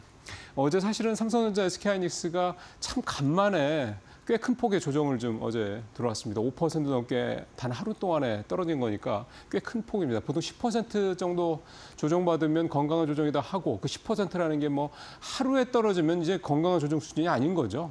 근데 어제 좀 5%가 떨어졌기 때문에 오늘 또 뉴욕 시장도 좀 많이 떨어지고 그래서 오늘 또 두 대형주가 또 어떻게 될지 아마 상승하기 쉽지 않을 것 같긴 한데요. 어쨌든 그러다 보니까 뭐 요 며칠 이번 주 같은 경우는 조금 분위기가 가라앉을 수도 있다는 생각도 좀 하면서 오늘 좀 말씀을 좀 들어보겠습니다. 그래서 오늘 말씀드릴 첫 번째, 두 번째 기사, 즉 이 반도체 관련 내용은 이제 펀더멘털리하게 접근을 하시면 좋을 것 같습니다. 자, 이 표를 먼저 보시는 게 이게 좀 더 직관적일 것 같습니다. 이게 낸드 고정거래 가격이고요. 오늘 이데일리 신문에 보면 이제 D램 고정거래 가격도 같이 나옵니다. 다 이렇게 우상향을 하고 있는데 이게 사실 막대 그래프를 이렇게 표현하면 좀 더 이렇게 좀 약하고요. 효과가 이걸 선 그래프로 보신 분들은 아마 보신 분들 많이 계실 겁니다. 이게 굉장히 가파르게 D램 가격이 지금 표 나오죠. D램 가격도 그렇고 낸드 가격도 그렇고 상당히 가파르게 좀 최근 한 두세 달째 계속 좀 오르고 있는 하반기 들어서 계속 오르고 있다. 9월 넘어서 오르고 있다 좀 보시면 되겠습니다. 이렇게 뭐 낸드하고 그러니까 범용 D램 가격의 메모리 가격의 가격 급등의 이유는 뭐 충분히 잘 많이 들으셨던 것처럼 쇼티지죠. 공급이 수요를 못 따라가기 때문입니다. 특히 범용 레거시, 그러니까 레거시 D램의 낸드 플래시의 가격 급등은 또 이 공급 쇼티지는 메모리 3사들이 HBM에 집중을 하다 보니까 뭔가 증설을 할 수 있는 여지가 있으면 다 HBM 쪽으로 집중을 하고 있죠. 왜냐면 그게 고가니까. 그러다 보니까 D램이라든가 낸드 쪽으로는 더 만들고 싶어도 룸이 없는 거죠. 그런 상황이 되다 보니까 또 예를 들어서 뭐 심지어는 웨이퍼 같은 것도 부족하게 되고요. 그런 상황 때문에 지금 시장에서 원하는 만큼의 수요를 좀 공급이 못 따라가는 상황이고 그렇게 가격이 이렇게 좀 오르고 있는 거고요. 이렇게 되다 보니까 당연히 메모리 3사들은 내년에는 어쨌든 생산량을 어떻게 하면 최대한 극대화할 것이냐 이 부분에 지금 집중을 하고 있다고 봐야 될 것 같습니다. 일단 좀 표에서도 보시는 것처럼 저건 뭐 D램의 이제 시장의 어떤 그런 이제 수익성 관련된 레베뉴니까 매출 관련된 내용이 좀 되는 거고. 가격이 오르니까 당연히 이번에 뭐 삼성전자하고 SK하이닉스 3분기 실적 보셨던 것처럼 뭐 영업이익이 엄청나게 좀 나오고 있는 상황인 거죠. 내년에도 이런 추세가 계속될 것이다. 뭐 하이닉스는 내년도 영업이익이 뭐 80조 대에 달할 것이다. 뭐 삼성전자 같은 경우 내년이 아마 역대 최고의 영업이익을 달성할 것이다. 이렇게 얘기 벌써 좀 나오고 있습니다. 이런 이유들 때문이라고 봐야 되는 거고요. 그래서 지금 SK하이닉스 같은 경우는 청주에 있는 M15X 공장 있죠. 이거 장비를 반입을 좀 서두르고 있는 상황이고 용인의 1기 팹 이것도 좀 가동 일정을 앞당기겠다 이렇게 얘기를 좀 하고 있는 거고요. 삼성전자만 해도 삼성전자는 SK보다는 하이닉스보다는 조금 더 증설에 대한 룸이 있기는 한데 엊그젠가 나왔었죠. 삼성전자도 룸이 있다면 그러니까 증설에 대한 룸이라든가 그러니까 이런 부분에 대한 부분이 있다면 최대한 HBM 쪽으로 집중을 하겠다. 왜냐하면 내년은 삼성전자가 HBM4에서 SK하이닉스를 따라잡느냐 마느냐 또는 SK하이닉스에 근접하느냐 지금은 비교 대상이 아니니까요. 아주 그거 자체가 사실은 메모리 시장에서 삼성전자의 어떻게 보면 상호 생존까지도 좀 갖다 붙일 수가 있는 문제이기 때문에 내년에는 무조건 HBM에 삼성전자는 총력을 기울였다 이렇게 얘기를 하고 있는 상황입니다. 그러다 보니까 또 내년에는 또 이제 국내에서는 HBM 쪽이고 미국에서는 이제 파운드리 쪽에 이제 뭐 테슬라의 MI16이라든가 뭐 계속해서 좀 나오고 있죠. MI5까지 좀 들어가기로 했으니까 이런 부분들까지 다 하려다 보니까 삼성전자도 역시 그렇게 룸이 여유가 있는 건 아니다. 그러다 보니까 당연히 우선순위에서 밀리는 이 레거시 D램 쪽, 레거시 낸드 쪽은 아무래도 이 공급에 대한 대단한 큰 폭의 어떤 증가는 쉽지 않을 것이다. 이렇게 생각을 해볼 수가 있겠습니다. 그러다 보면 앞에서 표에서 보셨던 것처럼 낸드나 D램의 이 레거시 제품 가격은 내년에도 계속해서 오를 수밖에 없을 것이다. 이렇게 좀 전망을 좀 해볼 수가 있겠습니다. 자, 이거 이제 대형사들 얘기고요. 대형사들이 이렇게 좋아지고 공장을 뭐 풀로 가동한다 그러면 거기에 당연히 들어가는 장비도 들어가야 되고 또 그다음에 소재도 들어가고 부품도 들어가야 됩니다. 그게 이제 뭐 우리가 아주 귀에 아주 인이 박히도록 듣는 소부장 얘기인 거죠. 근데 지금까지 보면 사실은 잘 아시는 것처럼 대형주 중심의 장이었습니다. 전체 시장도 대형주 중심한 그 대형주 그 전체 시장을 4,200까지 끌고 왔던 이 반도체 섹터도 역시 이 두 종목 중심의 대형주 장세였다고 볼 수가 있는 건데 소부장이 그럼 전혀 움직이지 않았냐? 그거는 아니고요. 저점 대비해서는 뭐 두세 배 오른 종목들도 꽤 있습니다. 다만 최근 한두 달 사이 특히 요즘에 삼성하고 SK가 급등을 했던 최근 한두 달 사이에서는 소부장주들이 좀 주춤하는 모습을 보였습니다. 그나마 좀 소부장이 최근 한 달 사이에 주가 올랐던 데가 한미반도체가 38%, 뭐 해성 DS, 이 리드 프레임 만드는 이제 낸드 쪽이죠. 이쪽 대덕전자는 이제 이 PCB 쪽 만드는 데고 이런 데들은 VM 장비, 이오테크닉스도 장비, 원익 IPS 장비. 그러니까 확실히 장비 회사들이 좀 많고 뭐 기판하고 뭐 이제 있는데 장비 회사들 중심으로 주가가 이 정도 오른 겁니다. 그러니까 삼성전자나 SK하이닉스가 오른 거를 생각하면 사실은 소부장들 종목의 주가 상승률은 그렇게 높지는 않은 거죠. 왜냐하면 보통 대장주가 뭐 한 30% 올랐다 그러면 그 밑에 소부장 종목들은 베타가 크기 때문에 뭐 50%, 100% 이렇게 오른 종목들이 원래 많은 건데 이번의 흐름은 그렇지 않다라는 겁니다. 근데 이거는 이렇게 좀 장비 쪽이나 기판 쪽들은 그나마 이 정도 좀 많이 오른 거고요. 우리가 흔히 잘 아는 뭐 예를 들어서 그런 종목들 있죠. 어딥니까? 리노공업. 여기 뭐 여러분들 잘 아시는 굉장히 좋은 종목인데 리노공업 9% 정도 올랐고 소재 중에 대장주로 할 수 있는 한소케미컬 5%. 그다음에 장비주 중에 하나입니다만 주성엔지니어링 2% 정도. 그밖에 뭐 STI는 유니셈 같은 이런 종목들은 오히려 마이너스 5, 6% 이렇게 떨어지기도 했습니다. 그러니까 전체적으로 소부장이 다 오는 거는 아니다라는 거고 주로 보시는 것처럼 장비하고 기판주 중심으로 좀 최근 한 달 사이에는 주가가 좀 올랐다 이렇게 좀 볼 수가 있는 거고요. 근데 좀 계속 이렇게 할 거냐? 아닌 거죠. 잠시 뒤에 뭐 이제 코스닥 시장 얘기도 잠깐 말씀드릴 건데 전체적으로 시장의 흐름이 어제 기점으로 해서 이게 이제 계속 된다라는 전제하에서 본다 그러면 대형주에 좀 부담을 느끼니까 이제 주가 많이 올라서 이제 중소형주, 즉 코스닥 시장 쪽으로 좀 분위기가 갈 흐름이 좀 나타나고 있다 보니까 이제 그러면 어제 이오테크닉스 참 많이 올랐네요. 이제 분위기가 이제 중소형주 쪽, 그 반도체로 따지면 소부장 쪽이 좀 올라갈 여지가 생기는구나라는 기대감이 좀 나오고 있습니다. 그리고 이제 3분기 실적 시즌이 거의 마무리가 되고 있기 때문에 제가 지난번에 한 말씀드린 것 같은데 반도체 소부장 같은 경우는 실적이 확실히 3분기 때 좋아졌거나 또는 4분기나 내년도 가이던스가 굉장히 좋아지는 종목들 중심으로 이제 필터링을 해서 종목 고르기를 해서 이제 접근할 필요가 있다라는 거죠. 그래서 이번에 뭐 지금 이 종목들 갖고 있는 분도 계시고 아니면 아예 안 들어간 분도 계실 텐데 이제 3분 실적 다 나오고 난 다음에 한번 잘 비교 평가를 해서 이제 정리를 이제 종목을 선택을 할 타임이 됐다라는 겁니다. 그래서 연말하고 내년 초에는 물론 뭐 그렇다고 해서 삼성이나 SK하이닉스가 안 간다는 얘기는 아니지만 소부장들의 탄력이 더 클 수도 있다 이런 얘기가 증권사에서 계속 나오고 있다는 점 한번 감안하시면서 소부장 종목 고르기 한번 좀 굉장히 많으니까 좀 불편하실 수 있긴 하겠습니다만 ETF를 하실 게 아니라면 소부장은 지금 종목 고르기 작업에 좀 들어가셔야 될 타임이다 이렇게 말씀드리겠습니다. 자. 반도체 얘기 하나만 더 준비를 했습니다. 아무래도 뭐 이게 대세니까 하이닉스 100만 원요 이렇게 이야기하면서 하이닉스 100만 원 SK증권에서 리포트 나왔죠. 화들짝 놀란 개미들 풀베팅한 곳인데 사실 풀베팅은 좀 먼저 했고요. 하이닉스 리포트 나온 건 좀 그제밖에 이틀밖에 좀 안 됐으니까 이게 무슨 얘기냐면 우리나라는 지금 개별 종목, 단일 종목은 레버리지가 안 됩니다. ETF들 같은 경우도 지수라든가 뭐 섹터 이 정도는 레버리가 되죠. 반도체 뭐 이런 식으로. 근데 지금 우리가 이렇게 근데 이제 투자자분들 같은 경우 좀 답답하죠. SK하이닉스나 삼성전자 못 들어가신 분들은 그냥 쳐다만 보고 있다가 포모 걸리고 이렇게 하다 보니까 그럼 이거 도대체 남들보다 뒤처진 이 갭을 어떻게 메꿀 수 있지? 빠른 시간 내에 이게 레버리지밖에 없지 않습니까?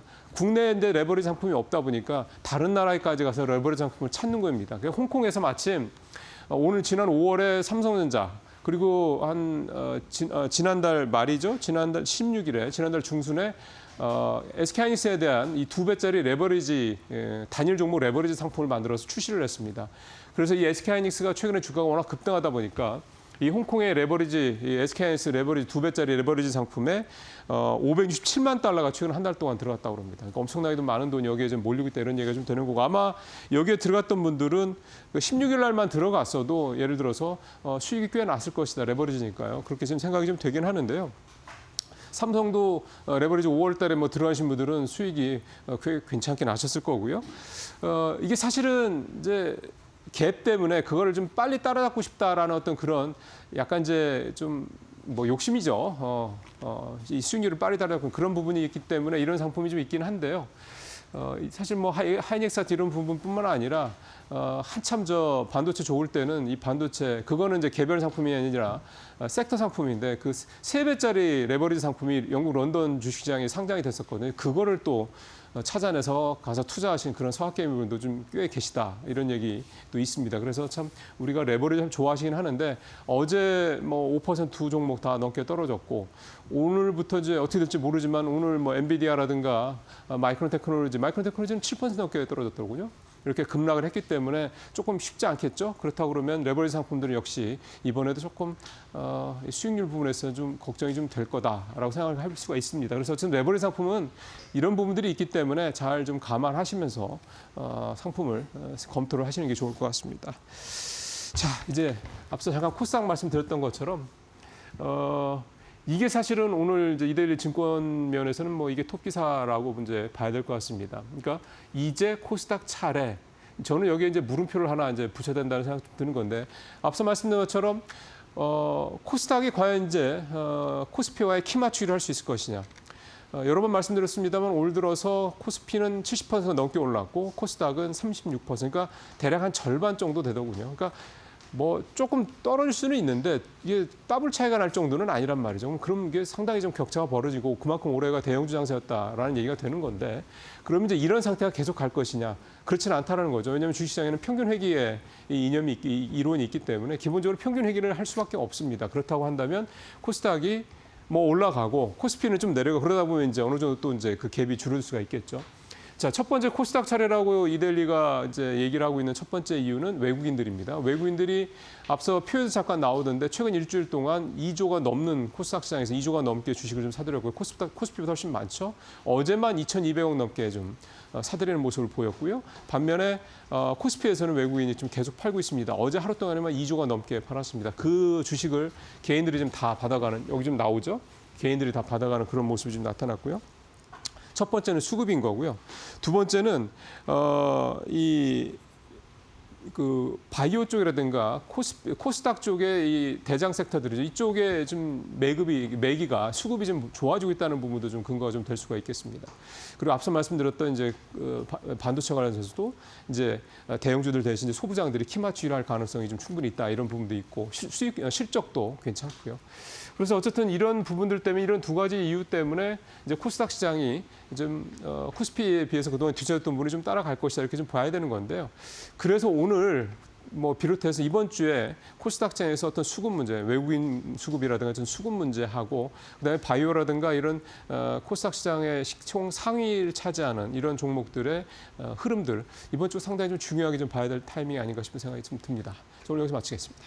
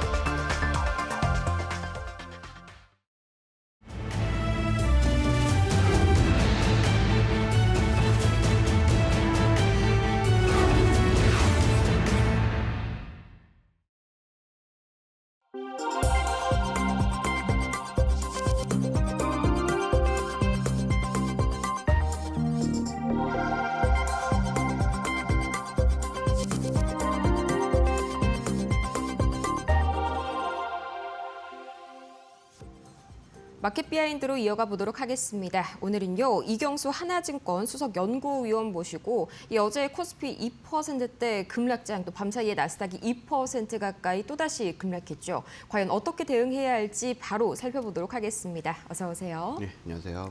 네, 우선 밤사이 뉴욕 증시 상황부터 한번 보도록 하겠습니다. 우선 나스닥이 2% 이상의 급락이 나왔었죠. 우선은 뭐 증시 자체가 과열됐다라는 그런 예고도 있었고요. 또 이제 마이클 버리가 팔란티어랑 엔비디아 쪽에다가 굉장히 대규모로 좀 숏배팅을 했는데 이 사람이 또 이제 빅쇼트의 주인공이지 않습니까? 이 2008년에 주택 버블을 굉장히 정확하게 예측을 했는데 이번에도 그 예측이 좀 맞아떨어질까요? 일단 기본적으로 이제 미국 증시는 약간 건전한 조정으로 봐야 되지 않나 싶습니다. 일단 네. 저는 주식을 보는 데 있어서 실적이 가장 중요하다고 생각하는 입장인데 지금 이제 S&P 기준으로 보면은 이제 사상 최고의 PER을 넘어선 수준입니다. 네. 저희가 PER 최대치가 23배였는데 23배를 조금 넘은 수준이 되자마자 약간 이제 AI 버블이 아니냐라는 식으로 여러 가지 여론몰이가 많이 있었던 것 같습니다. 그래서 이런 부담이 좀 있었던 것 같고요. 그리고 일단은 가장 중요한 거는 이제 금리를 인하하려고 하는 그런 임팩트 그리고 시장의 어떤 그 기대감이 조금 낮아지고 있다. 네, 그렇죠. 그런 측면에서 봤을 때 이제 FOMC도 더 이상 이제 금리 인하를 할 가능성이 예전보다는 이렇게 높지 않다. 이런 컨셉이 부각이 되면서 달러 인덱스가 올라갔기 때문에 기본적으로 달러 인덱스가 올라가게 되면 결국 이제 유동성을 약간 조금 이제 저해하는 그런 요인이기 때문에 네. 주식 자산 측면에서의 밸류에이션을 조금 낮춰지는 그런 임팩트이긴 합니다. 그런 요인이긴 합니다. 그렇기 때문에 사상 최고의 어떤 밸류에이션이 보여졌다라는 측면과 이런 이제 달러 인덱스가 좀 올라갔다는 이런 측면이 여러 가지로 좀 겹쳐서 좀 단기적으로 좀 조정이 나오는 것이 아닌가 이렇게 생각이 들고 있습니다. 네, 밤사이에 오랜만에 달러 인덱스가 이제 100선을 막 넘어섰고요. 또 말씀을 주신 대로 상당히 이 나스닥4가 뭐 28배 가까이 되더라고요. 상당히 부담스러운 구간에서 좀 당연스러운 조정이 나온 것 같습니다. 이어서 이제 AMD가 좀 뭔가 분위기를 반전시켜주지 않을까 했는데 뭐 사실 제가 내용을 다 봤는데 뭐 4분기 가이던스 이 정도면은 뭐 중국향 제외했음에도 상당히 견조하다라고 생각을 했는데 주가 흐름은 약간 좀 약보합을 보이네요. 좀 뭔가 실망스러운 부분이 있었을까요? AMD에 대한 저도 이제 그렇게 생각했습니다. 네. 장 끝나고 AMD의 실적 서프라이즈가 시장의 어떤 그 센티먼트를 좀 개선시켜주지 않을까 이런 생각을 했는데 실적은 좀 잘 나왔습니다. 그리고 EPS라든지 이런 부분이 예상치 대비해서 한 6%, 7% 네, 이 잘 정도 나왔죠. 참 잘 나왔고 뭐 매출도 상당히 좀 좋고요. 근데 이제 다만 이제 두 가지 이슈가 있는 것 같습니다. 첫 번째는 어닝 서프라이즈의 어떤 그 임팩트가 점점 낮아지고 있다. 네. 그러니까 지난 분기, 뭐 지지난 분기 이렇게 보면 어닝 서프라이즈의 어떤 임팩트 자체가 10%, 20% 그리고 전체 미국 증시를 보더라도 어닝 서프라이즈의 그런 흐름이 나타났는데 이번에는 저기 미국 증시의 3분기 실적이 가이던스 대비해서 한 5%에서 7% 정도 낮은 수준이거든요. 그래서 이런 부분이 좀 네. 부각이 되는 것 같고 두 번째는 AMD의 어떤 영업이익률입니다. 네. 저희가 이제 IT 버블 때 보면 마이크로소프트가 그때 당시에 시가총액 1위였는데 영업이익률이 50%대를 가다가 2001년도부터 그때 이제 버블이 터졌죠.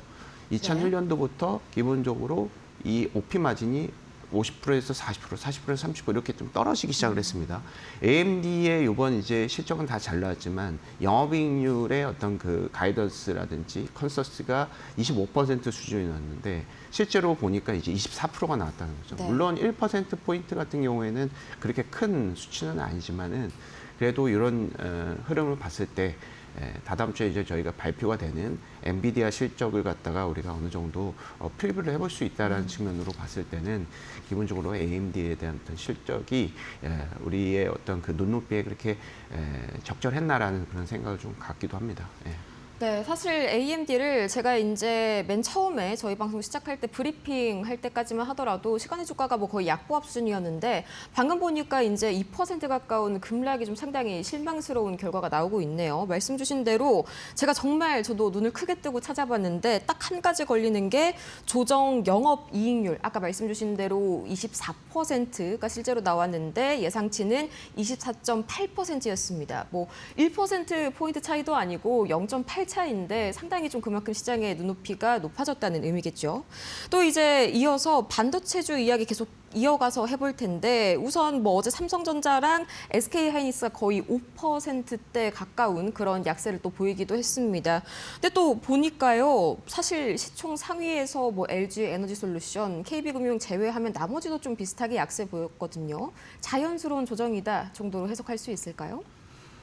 일단은 한국 주식이 YTD 기준으로 올해 한 72% 정도 올랐죠. 그래서 네, 그렇죠. 일단은 추가적으로 여기서 더 상승한다. 사실 좀 어려운 측면이 있는 것 같습니다. 그래서 단기적으로 저희가 이제 약간 조정 구간에 돌입이 됐다. 약간 이제 부터 보면 약간 좀 이제 가격 조정 이런 측면으로 좀 봐야 될 것 같고요. 네. 일단은 지금 이제 걸리는 부분이 좀 있기는 합니다. 원달러 환율이 좀 너무 상승을 하고 있다는 측면. 특히나 이제 다른 국가의 어떤 통화 대비해서 네. 원화가 특히나 좀 많이 약세를 보이고 있는 것 같습니다. 오늘 또 엄청 크게 올랐죠. 거의 네. 13원 가까이요. 그래서 일단은 이 원화가 약세가 된다라는 뭐 요인이 여러 가지 있을 수가 있겠습니다. 일단은 저희는 이제 미국의 어떤 그 금리 이런 측면 그리고 통화의 어떤 베타가 좀 크게 움직입니다. 이를테면은 미국이 달러 인덱스가 올라가게 되면 원화는 더 약세를 보이고요.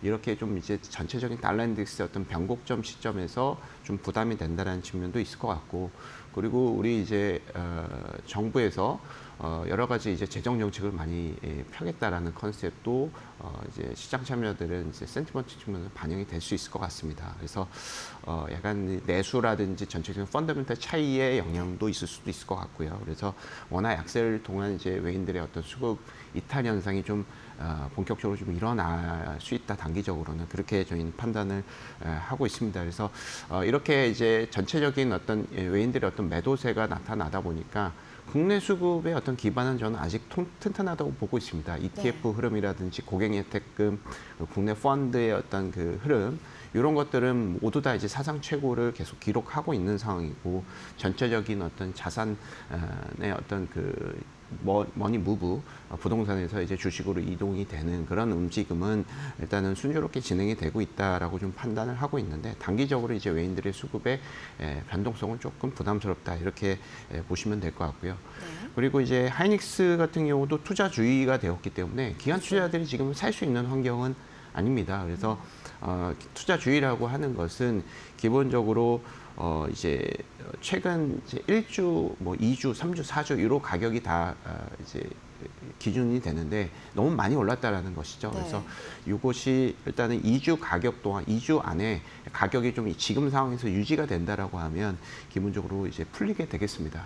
여기서 예를 들어서 투자 경고가 되기 위해서는 네. 어떤 소수의 어떤 계좌에 관여도가 있어야 되는데, 사실 하이닉스가 시가총액이 너무 크기 때문에 어떤 특정 계좌에 좌지우지가 되기가 수가 어렵겠죠. 없죠. 예, 그래서 그런 측면에서 가격이 조금 2주 동안에 안정이 될 가능성이 높다, 이렇게 판단을 합니다. 그래서 일단은 국내의 반도체 같은 경우에는 실적이 글로벌 IT 기업들보다 더 좋은 측면이 있어요.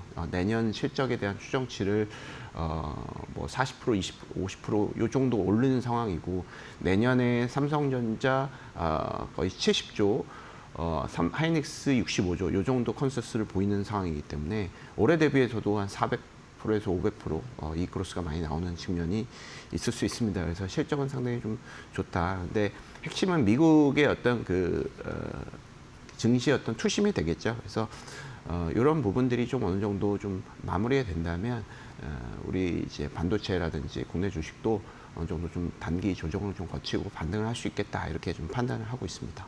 네, 사실은 뭐 하이닉스가 이제 거래 정지로 가느냐, 이게 또 상당히 중요한 부분인데, 뭐 하이닉스가 작전주인 것도 아니고 뭔가 업계 전체를 흔들 만한 거대한 뉴스가 나오지 않는 이상은 그렇게 이어질 가능성은 상당히 그렇죠. 제한적일 것으로 보입니다. 참 다행이고요. 또 반면에 이제 코스피가 살짝 좀 문제인 것 같은데 이제 4,200선을 돌파한 이후에 어제 굉장히 또 외인이 매도 폭탄을 던졌습니다. 보니까 현물 시장에서만 2조 3천억 원 팔았고요. 또 선물 시장에서도 2조 원 이상을 좀 팔았는데 엎친 데 덮친 격으로 또 오늘 환율도 상당히 부담스럽죠. 추가적인 이탈 충분히 나올 수 있을 것 같네요. 그래서 원화 약세가 계속 진행이 됐던 부분이었는데 사실 원화의 원달러 환율의 그 급등세가 나타난 건 아니잖아요. 네. 밤 사이에. 그렇지만은 이제 저희 이제 반도체 업황이라든지 그 글로벌 이제 AI의 어떤 그런 투심 이런 것들 때문에 원화 약세임에도 불구하고 외인들은 이제 그나마 좀 이제 매도세를 덜했던 것은 이제 사실입니다. 근데 네. 전체적으로 이렇게 미국 증시의 어떤 AI 투심이 조금 단기적으로 무너지는 측면이 기본적으로는 좀 상당히 좀 부담스럽다. 그래서 본격적으로 이제 환 리스크가 주식에 좀 반영이 될 것 같고요. 그래서 그런 측면에서 외인들의 단기적인 어떤 매도세는 불가피하다. 이렇게 평가를 하고 있습니다. 그리고 지금 이제 반도체 이익은 뭐 사실은 반도체 이익과 반도체 주가도 많이 올랐지만은 반도체 이익의 어떤 상향 조정폭이 훨씬 더 컸거든요. 네. 그래서 밸류에이션은 오히려 좀 낮아지고 있어요. 그런 측면에서 이익은 문제가 없지만은 사실 반도체의 다른 반도체 외 섹터가 이렇게 이제 실적을 도와주는 쪽은 좀 없습니다. 네. 왜냐하면 뭐 잘 아시겠지만 이제 한국 기업들의 어떤 그 실적 추정치는 반도체를 제외하면 내년 실적 추정치가 떨어지는. 그러니까 이익의 편중화가 너무 반도체에 좀 심화되고 있다는 측면은 일단 이런 이 변동성 장세에서 상당히 좀 부담스럽다고 생각을 하고 있습니다. 그래서 저희는 일단은 반도체가 일단 단기적으로 무너지면 시장 역시 단기적으로 무너질 가능성이 높다. 왜냐하면 이 반도체를 이제 보완해 줄 수 있는 섹터라든지 이런 쪽이 좀 많이 부족하기 때문에 일단은 저는 단기적인 한국 시장의 어떤 조정이 불가피할 것이고 그렇지만 저희가 원 달러 환율이라든지 이런 것들만 조금 투심이 개선이 되고 미국 증시 어떤 투심도 좀 어느 정도 개선이 된다면 충분히 반등할 수 있다. 그리고 저희는 이제 중장기적으로 배당 정책이 많이 나올 예정이죠. 그렇죠. 아직까지는 연말이라든지 연초가 되지 않았기 때문에 배당 상향 공시에 우리가 접하기가 어렵기 때문에 배당 성향이 올라가고 있는 상황은 아닙니다. 그렇지만 이제 배당 이제 최고 세율을 갖다가 35%를 25%로 낮춰지게 되고 그렇게 되면 대주주도 배당할 수 있는 요인이 충분하기 때문에 그런 측면을 리레이팅을 좀 감안을 한다면 한국 증시의 어떤 변동성이라든지 이런 것들은 하방이 좀 막혀 있는 변동성이 부각이 되지 않을까 이렇게 생각이 듭니다. 네, 그만큼 이제 엔비디아의 남은 실적이 또 우리 증시에 큰 영향을 미칠 수 있겠다. 관전 포인트로 하나 추가로 이어서 볼 수가 있겠습니다. 이제 이어서 어제는 반도체가 좀 쉬어가니까 중소형주들, 특히나 좀 코스닥 쪽에 2차 전지 바이오 이쪽에 다시 한번 좀 매수세가 들어오는 모습이 나타났는데 우선 이게 뭐 추가적으로 추세를 이어갈지 아니면 잠깐 또 이제 단기적으로 조정받은 다음에 대형주 장세로 이어질지 굉장히 좀 궁금하네요.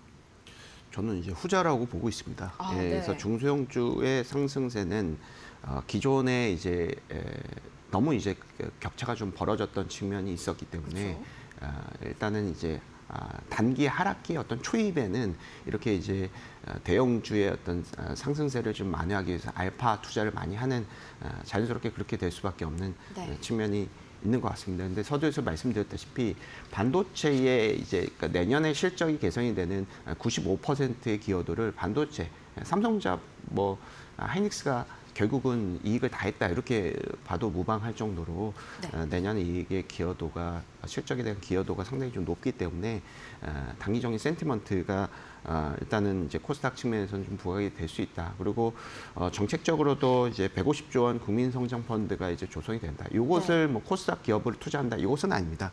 거의 다 이제 비상장 기업들, 벤처펀드 이런 쪽에 이제 벤처 기업들 이런 쪽에 이제 투자를 하는 컨셉이기 때문에 코스닥하고 그렇게 또 연관이 되긴 어렵지만 그렇지만 또 코스닥의 어떤 자회사들이 성장을 하면서 그런 쪽에 어떤 온기가 분명히 갈 수 있다는 센티먼트는 분명히 있다. 이렇게 좀 보시면 될 것 같습니다. 다만 코스닥의 전체적인 이익이라든지 밸류에이션 측면 이런 것들은 상당히 부담스러운 건 맞습니다. 코스닥의 내년 기존의 어떤 PER은 55배가 넘어가는 네. 수준이고요.